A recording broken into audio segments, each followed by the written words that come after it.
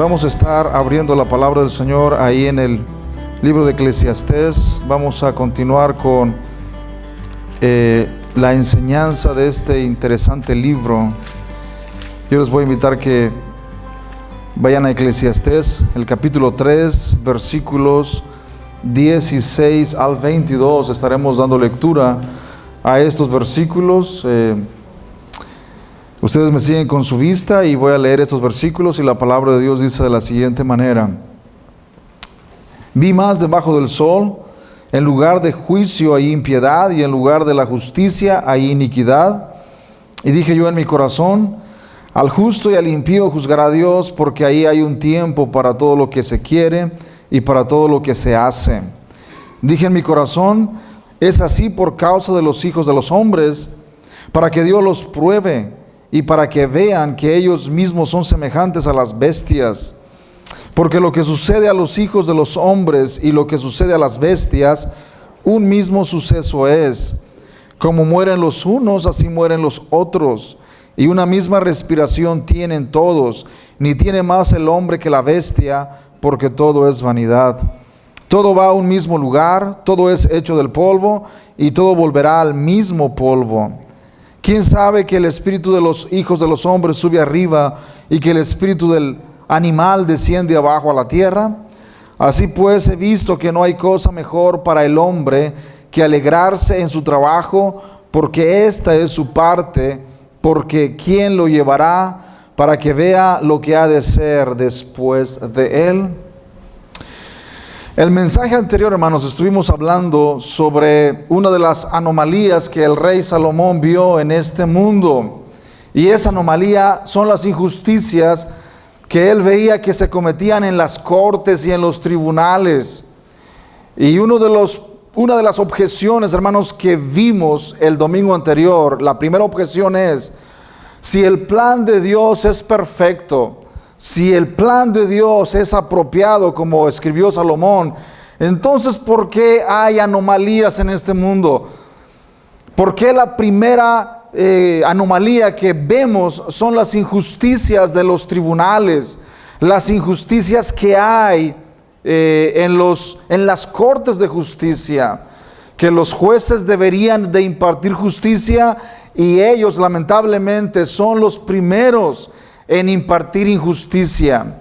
Y esto, hermanos, causaba consternación, y hasta el tiempo presente causa que muchos cristianos se pregunten por qué Dios permite que existan tales injusticias. Si Él es todopoderoso y puede evitarlas, ¿por qué Él las permite? Esto, hermanos, esta pregunta ha sido hecha vez tras vez, y es algo con lo cual los escritores bíblicos han tenido que lidiar. Así que el rey Salomón, hermanos, abordó esa anomalía en los primeros versículos, y una de las cosas que puedo ver en el versículo 17 es: y dije yo en mi corazón, al justo y al impío juzgará Dios, porque ahí hay un tiempo para todo lo que se quiere y para todo lo que se hace. Salomón, hermanos, nos dice en este versículo que Dios juzgará a los impíos, aunque parezca que todo les sale bien y que ellos prosperan aún con todas sus injusticias. Salomón dice que llegará un día, un tiempo, cuando ellos serán juzgados. Salomón dice que llegará un momento cuando ellos se enfrentarán al juez justo. Pero la pregunta que surge, hermanos, en este momento es: si Dios es el juez justo, ¿por qué no juzga a los impíos inmediatamente? ¿Por qué o cuál es la razón por la que Dios no derrama sus juicios en el momento en que las personas cometen los actos de injusticia? Esa es una pregunta que yo creo nos hemos hecho en algún momento. ¿Por qué Dios no actúa inmediatamente? ¿Por qué razón Él no derrama sus juicios en el momento en que las personas cometen las injusticias? Y la respuesta, hermanos, que da Salomón, la vemos en el versículo 18. Dije en mi corazón: es así por causa de los hijos de los hombres, para que Dios los pruebe y para que vean que ellos mismos son semejantes a las bestias. Aquí vemos dos respuestas, hermanos. Dos respuestas que, aunque no están explícitas, las podemos ver de manera implícita. Y la primera de esas respuestas a esa pregunta es que no es nuestro trabajo, hermanos, el decirle o sugerirle a Dios cuál es el momento y la hora cuando debe juzgar y castigar a los impíos. Nuestro trabajo, hermanos, no es el ser los consejeros de Dios. En otras palabras, nosotros no vamos a decirle a Dios cuándo es el tiempo apropiado para que Él deba juzgar a los impíos. No es nuestro trabajo, no es nuestro negocio. Él sabe cuándo y Él sabe el tiempo. Y si Él no los juzga en esta vida, hermano, los juzgará en la otra. Llegará un momento cuando Él tenga que estar frente a ellos y los pecadores estar frente a la misma presencia de Dios y recibir su juicio, recibir su justa condenación.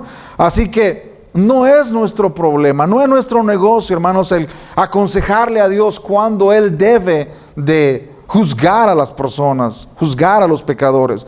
Otra de las respuestas es que necesitamos comprender la verdad acerca de nosotros mismos. ¿Cuál es esa verdad, hermanos?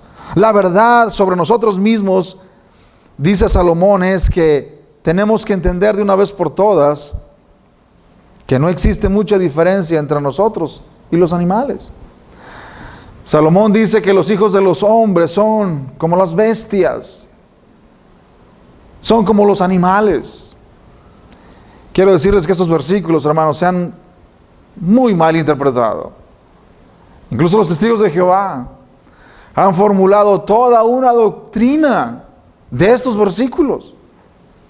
Los han mal interpretado totalmente y han llegado a enseñar y están enseñando que para el ser humano no hay vida después de la muerte. Que todo lo que es que el hombre vive y muere, y cuando muere ahí se termina todo. Y que solamente aquellos que obedecen los mandamientos de Dios son los que tienen la esperanza de un día resucitar. Pero que los impíos, los pecadores, simplemente serán borrados del mapa, no existirán más. Y ellos apelan a estos versículos de Salomón. Hermanos, y eso es falso, totalmente falso. Vamos a ver un poquito más adelante cómo Salomón muestra en otros versículos de Eclesiastés que no es así. Que el hombre, el ser humano, va a enfrentar el juicio de Dios, va a enfrentar el juicio de Dios. Lo que Salomón, hermanos, dice es que lo que le sucede a los animales también nos sucede a nosotros. Que así como ellos mueren, también nosotros morimos. Y que cuando morimos, tanto a ellos como a nosotros nos invade la descomposición hasta convertirnos en polvo. Eso es lo que Salomón está diciendo. Somos como los animales, el ser humano es como los animales, porque lo que le sucede a un animal, le sucede al ser humano. Así como un animal muere y se convierte en polvo, se descompone y se convierte en polvo, así el ser humano muere, se descompone y se convierte en polvo. Hay una gran similitud, hay un gran parecido entre los animales y nosotros. Eso es todo lo que Salomón está diciendo, hermanos. Eso es todo lo que Salomón está diciendo. Ahora surge una segunda objeción, hermanos, que quiero en esta mañana compartir con ustedes, y es la siguiente. Si el plan de Dios es hermoso y apropiado, ¿por qué los seres humanos mueren como los animales? Es una segunda objeción que surge en esos versículos, hermanos. La primera objeción la vimos la semana pasada.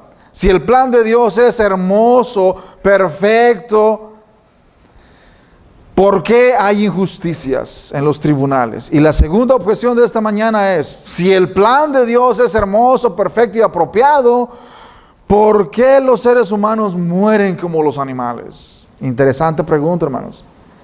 Y la intentaré responder en esta mañana, en 3 apartados. Primero, la muerte como el gran nivelador.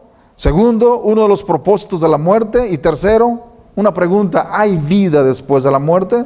Hermanos, estaremos abordando estas 3 preguntas el día de hoy. Esta pregunta el día de hoy bajo esos tres apartados. Y es muy necesario, hermanos, que esta mañana no se pierda nada de este mensaje, porque aquí se responde a los testigos de Jehová de una vez por todas el argumento que dicen ellos, que después de la muerte el pecador que haya muerto en delitos y pecados simplemente deja de existir. Eso no es cierto, hermanos. La Biblia enseña totalmente lo contrario. En los tiempos del rey Salomón la muerte era tomada muy en serio, pero tal parece que en la sociedad en que vivimos la muerte no es tomada con la misma seriedad. Hoy día contamos con muchas distracciones y diversiones que nos roban la atención y que nos impiden pensar en la realidad de la muerte.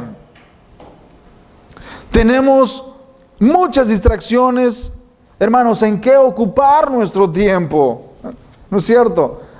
Tenemos la computadora, tenemos la internet, tenemos la televisión, tenemos el teléfono celular, hermanos, y esas cosas nos roban la atención y nos impiden pensar en este evento que todos vamos a experimentar, la muerte.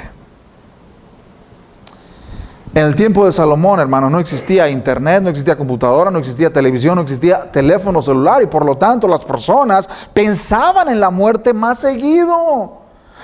Pensaban en ese evento más seguido. Nosotros, hermanos, debido a las tantas cosas que podemos hacer y tenemos para hacer, las distracciones que hay, hermanos, muy difícilmente pensamos y meditamos en ese evento que está todavía por ocurrirnos, la muerte. Y debido a que no meditamos en ella, y debido a que no pensamos en eso, vivimos como si la muerte nunca fuera a llegar. Vivimos como si ese evento todavía estuviera muy lejos, todavía estuviera a cientos de años, cuando en realidad, hermanos, puede estar a la vuelta de la esquina. Puede estar a simplemente unos días, unas semanas, unos meses o unos años. Tal vez, hermanos, las únicas ocasiones en las que nosotros pensamos en la realidad de la muerte es cuando muere un amigo o un conocido. Pero las distracciones y diversiones que tenemos disponibles hacen que olvidemos el tema rápidamente. Cuando asistimos a un funeral, pensemos solamente, ¿cuándo fue la última vez que asistieron a un funeral? Yo recuerdo la última vez que fui a un funeral, hermanos. Recuerdo la última vez, hace tal vez un año, que asistí a un funeral de una persona cercana que yo conocí y estuve presente. Murió, por cierto, joven. Hermanos, el funeral es un tiempo de meditación. El funeral, la muerte, es un tiempo para que nosotros meditemos. Es como una sacudida que el Señor nos da a cada uno. Y como si Él nos estuviera diciendo, mira, así vas a quedar un día. Así vas a tener que estar un día. ¿Es cierto? Un ataúd muy elegante, muy bonito, forrado de terciopelo, pero lo que hay ahí dentro, hermanos, es simplemente un cadáver, una persona sin vida, un cadáver. No hay ninguna diferencia entre ese cadáver del ser humano y un venado atropellado, hermanos, por un vehículo en la carretera. No hay ninguna diferencia. Es exactamente igual. Así como esa persona está sin vida, inerte en ese ataúd, así el venado, hermanos, está sin vida en medio de la carretera. Sin vida. Ese es el punto que Salomón está tratando de enfatizar en estos versículos. La muerte va a llegar, la muerte viene, y más vale que medites en ese evento que va a suceder. Más vale que vivas tu vida a la luz de ese evento. Más vale que día tras día le prestes atención a ese evento, porque si no, la muerte te puede sorprender y no has pensado realmente qué cosa es lo más importante. Hermanos, y esto nos lleva al punto número 1, la muerte como el gran nivelador. El versículo 19 dice: porque lo que sucede a los hijos de los hombres y lo que sucede a las bestias, un mismo suceso es. Como mueren los unos, así mueren los otros. Y una misma respiración tienen todos. Ni tiene más el hombre que la bestia, porque todo es vanidad. El rey Salomón en este versículo dice que un mismo suceso acontece a hombres y animales. Un mismo suceso. Como mueren los unos, así mueren los otros. Hermanos, la muerte es el gran nivelador de todos los seres vivos. Tanto los seres humanos como los animales están sujetos a la muerte. Y es en este sentido solamente que Salomón dice que no existe ninguna diferencia entre las personas y las bestias. Hermano, no existe ninguna diferencia entre nosotros los seres humanos y las bestias. En ese sentido, en el sentido de que la muerte viene y nos pone a todos en un mismo lugar. ¿Dónde nos pone, hermanos, a seres humanos y animales? ¿Dónde nos pone la muerte? En el polvo, en la tierra. Así como los animales mueren y se convierten en polvo, así los seres humanos morimos y nos convertimos en polvo. Exactamente igual. Exactamente igual. No hay diferencia. Un animal, hermanos, muere y se descompone y se convierte en polvo, pero al ser humano le pasa exactamente lo mismo. No crean ustedes que el ser humano ahí pasan los años y él está intacto, como si nada le hubiera pasado, hermanos. En el antiguo Egipto embalsamaban a los faraones para que no se descompusieran, pero hermanos, solamente por un tiempo, por ciertos años. Llega un momento en que eso ya no puede ser posible y se descomponen y se convierten en polvo de todas maneras. Hermanos, las momias que han descubierto después de miles de años se han convertido en polvo. Y les ha sucedido exactamente lo mismo que a los animales. O sea que aunque los seres humanos, hermanos, inventen cosas para preservar al muerto en un estado de no descomposición, no se puede lograr tal cosa por mucho tiempo. Y aún así, si se inventara algo para que un ser humano después de muerto pudiera permanecer cientos de años en un estado intacto, hermanos, ¿de qué sirve? ¿De qué sirve? ¿Cuál es el sentido? ¿Cuál es el punto? Los rusos querían, hermanos, tener a Lenin por cientos y cientos de años, aún después de muerto, como si estuviera vivo. Pero estaba muerto. Estaba muerto. Era como un animal muerto. No había aliento de vida, era un cadáver. Era un cadáver, hermanos. Y no había ninguna diferencia entre el Lenin muerto y un animal muerto. No existía ninguna diferencia. Los dos estaban muertos, los dos estaban sin vida. Y por lo tanto, hermanos, por eso encontramos un versículo que vale más perro vivo que león muerto, hermanos. Y en realidad el proverbista se estaba refiriendo precisamente a este hecho. De que una persona muerta así pueda ser el rey más importante de este mundo, el presidente más famoso, está muerto. Está muerto. Está sin vida. Es necesario, hermanos, entender correctamente lo que Salomón estaba tratando de decir. Él no estaba diciendo que el hombre sea un animal evolucionado o que el ser humano es la fase final de la evolución de los animales. No, el rey Salomón no le estaba dando la razón a Charles Darwin en ningún sentido, hermanos. Él no estaba diciendo, oh, el hombre es un animal, el hombre ha evolucionado desde un animal, se ha convertido en un ser humano. Salomón no estaba diciendo eso. Más bien lo que Salomón estaba diciendo es que el ser humano ha sido puesto por Dios. Fíjense bien esto, el ser humano ha sido puesto por Dios en el mismo nivel que los animales. Cuando de la muerte se trata, como un resultado directo del juicio de Dios debido a la caída en pecado. Eso es lo que Salomón está diciendo. Debido a la caída en pecado, Dios ha puesto al ser humano en el mismo nivel que los animales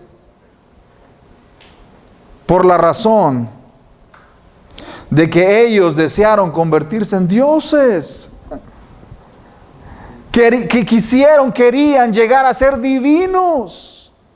Y debido a eso, Dios los bajó de la nube en que andaban, hermanos, y los llevó al polvo.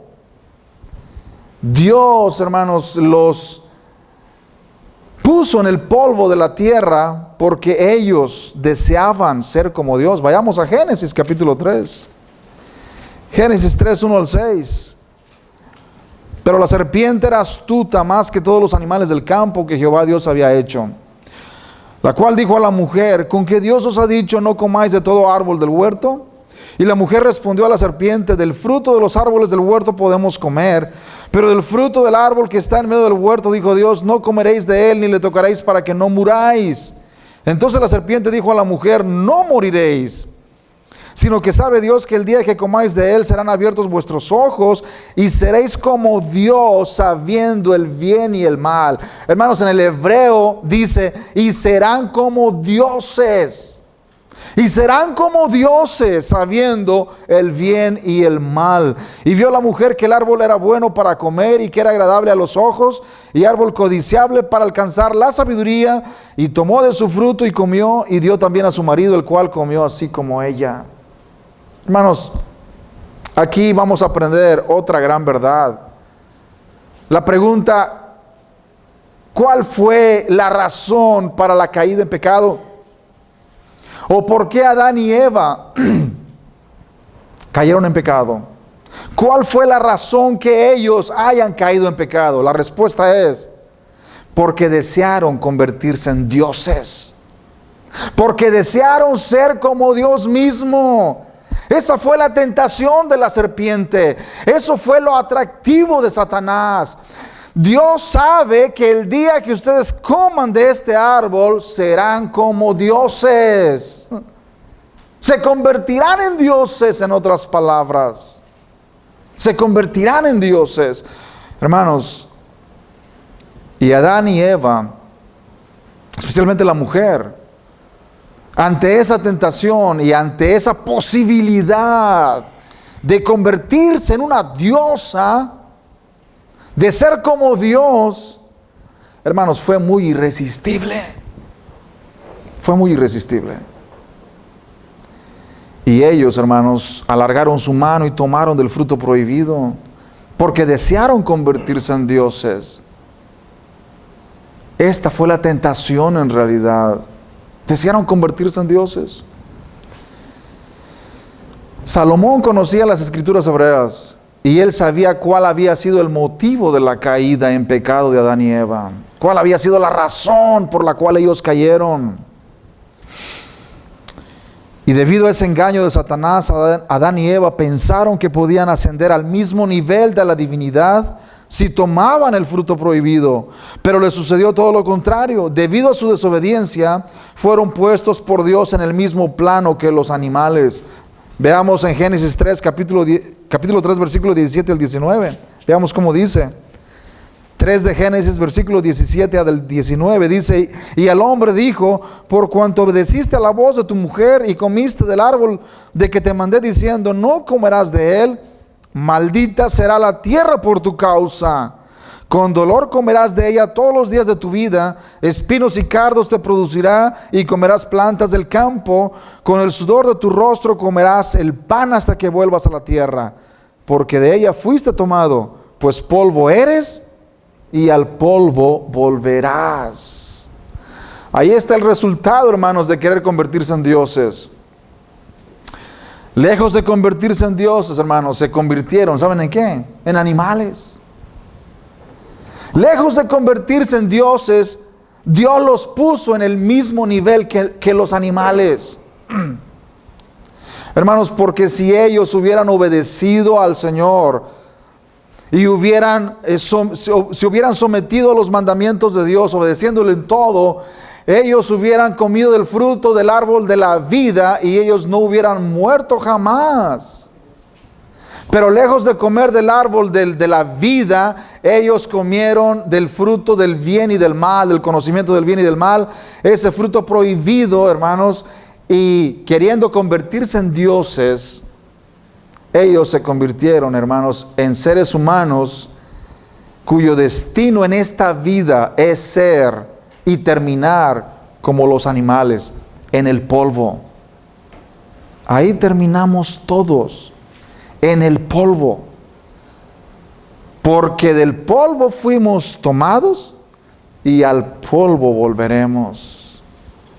Hermanos, Dios dio una sentencia debido a la desobediencia del ser humano. Y esa sentencia es que el ser humano queda como los animales al momento de su muerte. Esto nos lleva al punto número 2. ¿Cuál es el propósito de la muerte? ¿Cuál es uno de los propósitos de la muerte? La muerte no solo es un evento que todos experimentaremos, sino que también es un mensaje que Dios nos da constantemente. Ese mensaje nos recuerda que somos seres finitos y limitados. Nos recuerda que no somos Dios, sino que solo somos criaturas que un día tendremos que darle cuentas a Él. Salomón dice en el versículo 18, hermanos, que Dios está probando al ser humano. Fíjense lo que dice el versículo 18. Eclesiastés capítulo 3, versículo 18. Dije en mi corazón, es así por causa de los hijos de los hombres, para que Dios los pruebe. Dios nos está probando. Para que Dios los pruebe y para que vean que ellos mismos son semejantes a las bestias. Salomón dice en este versículo, hermano, que Dios está probando al ser humano para ver si entiende el mensaje que la muerte nos está dando. ¿Qué mensaje nos está dando la muerte? Que somos, hermanos, solo criaturas y que no podemos ser el creador, que no somos dioses, que el Dios Todopoderoso, Él es el creador y Él nos hizo, que por lo tanto somos simples criaturas y que debemos estar sujetos a Él en todo. Adán y Eva desearon convertirse en dioses, pero lo único que obtuvieron fue la maldición y la muerte. Eso fue lo único que obtuvieron. No obtuvieron la divinidad, hermanos, no, todo lo contrario, obtuvieron maldición y muerte. Y aunque la muerte es todavía una realidad y es un recordatorio constante de que el ser humano no puede convertirse en Dios ni llegar a ser divino, ¿cuántas personas hay en el día de hoy que creen esa mentira, hermanos? Que son pequeños dioses y que estamos en un proceso de llegar a convertirnos en dioses y que vamos a experimentar la divinidad. Es una mentira satánica, hermanos. Una mentira que tuvo sus inicios en el jardín del Edén y que continúa Satanás engañando a los seres humanos con esa terrible mentira de que el ser humano puede convertirse en Dios y que el ser humano puede llegar a ser divino. Mentira del diablo, hermanos. Mentira del diablo. El hombre es una simple criatura. El hombre es una criatura creada por Dios y nunca puede llegar a ser divino. Nunca, jamás. Jamás en la vida. Pero muchos hermanos en la actualidad continúan insistiendo que somos nosotros los que tenemos el control y los que somos los arquitectos de nuestro propio destino. Pero Dios dice todo lo contrario, que Él es quien tiene el control y que nosotros siempre estaremos sujetos a sus designios. Como criaturas, siempre estaremos sujetos a los designios de Dios. Y más nos vale, hermanos, someternos a esos designios. Más nos vale. Más nos vale someter nuestra vida a los designios de Dios, sean cuales sean. Eso es lo mejor para nosotros como criaturas. Es lo mejor para el ser humano. La muerte es la evidencia más importante del carácter inexplicable de la obra de Dios y de la naturaleza efímera de nuestro propio trabajo en este mundo. que somos fugaces en este mundo, que somos muy pasajeros, que estamos aquí en esta tierra de paso, que no somos perdurables, que no somos eternos aquí en este mundo, que la muerte viene, hermanos, y tendremos que dejar a este mundo, aunque no querramos. Porque, hermanos, déjenme decirles, nos hemos acostumbrado a vivir en este mundo, ¿no es cierto? Nos hemos acostumbrado a las computadoras, a los teléfonos celulares, a la televisión y a tantas cosas que tenemos en este mundo, que a veces pensamos, Señor, y cuando estemos en tu presencia, ¿tendremos también celulares? ¿Tendremos también nuestros carros, nuestros vehículos? ¿Tendremos también las televisiones? Hermanos, déjenme decirles que hay muchos cristianos que creen que así va a ser, hermanos.